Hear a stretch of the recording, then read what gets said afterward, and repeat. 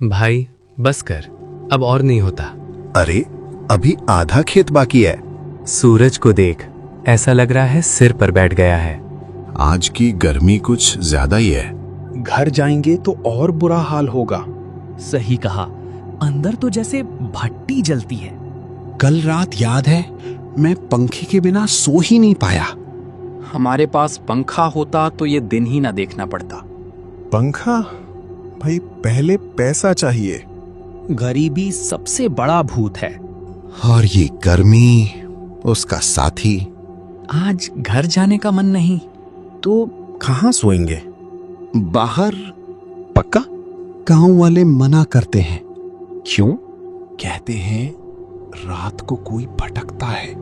तो फिर वही शुरू हो गया। भाई डर के कारण हम घुटन में मर जाएं। लेकिन हम 3 हैं। ठीक है, आज बाहर। वाह, ये हुई ना बात। हवा भी चल रही है। अब मजा आएगा। सुना? पायल, हवा है। नहीं, कोई है। सो जाओ। नीचे से आई। राघव झुकता है, धीरे धीरे नीचे देखता है।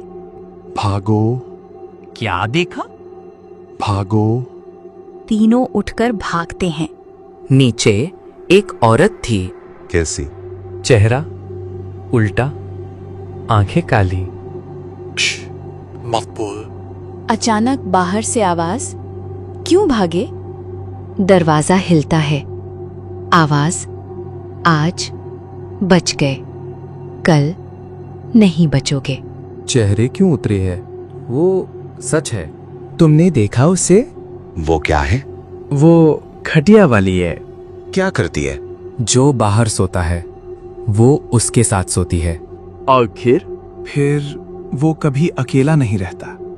यार ये नहीं हो रहा मुझसे, सांस ही नहीं ली जा रही। ऐसा लग रहा है जैसे कोई छाती पर बैठा हो। मेरी भी हालत खराब है भाई, पसीने से पूरा बिस्तर भीग गया है। आंखें बंद करता हूं तो लगता है जैसे दम घुट जाएगा। कल रात जो हुआ वो याद है ना तुम्हें? मैं तो आंख बंद करते ही वही चेहरा देख रहा हूं। अगर हम तीनों साथ बाहर सोएं और बिल्कुल पास पास रहें तो शायद कुछ नहीं होगा। शायद शब्द सबसे खतरनाक होता है गोपाल। याद है ना कल क्या हुआ था? उसने साफ कहा था, कल नहीं बचोगे। मुझे नींद चाहिए, बस थोड़ी सी ठंडी हवा चाहिए। मैं और नहीं सह सकता ये गर्मी। ठीक है, लेकिन इस बार हम सावधानी रखेंगे। कोई अकेला नहीं जाएगा। अगर कुछ भी अजीब लगे तुरंत उठ जाएंगे और हम तीनों एक दूसरे का हाथ पकड़कर सोएंगे। हाथ पकड़कर? बच्चे लगेंगे हम। बच्चे ही सही, लेकिन जिंदा बच्चे।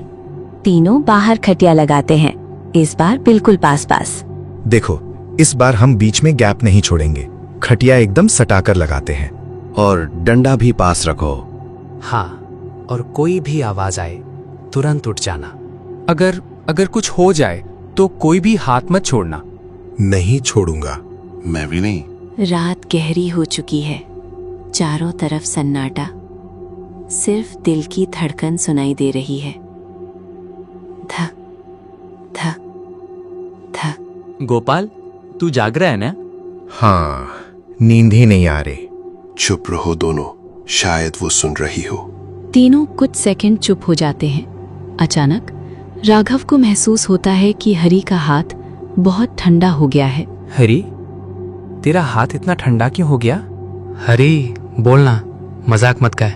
क्या हुआ? ये इसका हाथ जैसे बर्फ हो। छोड़ मत, पकड़ के रख। मुझे कुछ ठीक नहीं लग रहा। धीरे धीरे राघव हिम्मत करके आंख खोलता है और नीचे देखता है। उसके हाथ में हरी नहीं, एक सड़ा हुआ काला सूखा हाथ है। छोड़ो, ये हरी नहीं है। क्या? क्या बोल रहा है? ये किसी और का हाथ है, ये इंसान का नहीं है। तीनों घबरा कर उठ जाते हैं। हरी कहाँ है? अभी तो यहीं था। हमारे बीच में कोई और था। चारों तरफ नजर दौड़ाते हैं। अचानक अंधेरे से आवाज आती है, मैं यहाँ हूं। दोनों उस दिशा में देखते हैं। हरी खड़ा है, लेकिन कुछ अलग है। हरी, तू ठीक है ना? हाँ, मैं बिल्कुल ठीक हूँ। तुम लोग क्यों डर रहे हो? तेरी आवाज ऐसी क्यों लगाई है? डर गए क्या? मैं ही हूँ, तुम्हारा दोस्त। कुछ गड़बड़ है, ये हरी नहीं है। मुझे भी ऐसा ही लग रहा है। क्यों फुसफुसा रहे हो? मुझसे डर रहे हो क्या? अगर तू सच में हरी है तो बता, हम आज क्या बात कर रहे थे? तुम लोग बहुत सवाल पूछते हो। राघव, ये जवाब क्यों नहीं दे रहा? बोल, तू कौन है? अचानक हरी का चेहरा अंधेरे से बाहर आता है। आंखें पूरी काली, होंठ फटे हुए, मुस्कान डरावनी। वो भारी आवाज में, मैं वही हूँ जो तुम्हारे साथ सोती है। हमें छोड़ दे, हमने क्या किया है? तुमने मुझे बुलाया, हमने नहीं बुलाया। बाहर सोकर तुमने मुझे जगह दी। अचानक पीछे से आवाज, भागो, ये मैं नहीं हूँ। दोनों मुड़ते हैं। असली हरी जमीन पर पड़ा हुआ कांप रहा है। हरी, तू वहां कैसे? ये मेरे ऊपर आ गई थी, मेरे अंदर, मेरी आवाज में, सब कुछ। तो ये कौन है? वो दूसरा हरी हंसता है। अब समझ आ रहा है। वो धीरे धीरे आगे बढ़ती है।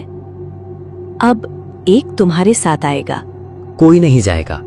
भागो, दोनों भागो।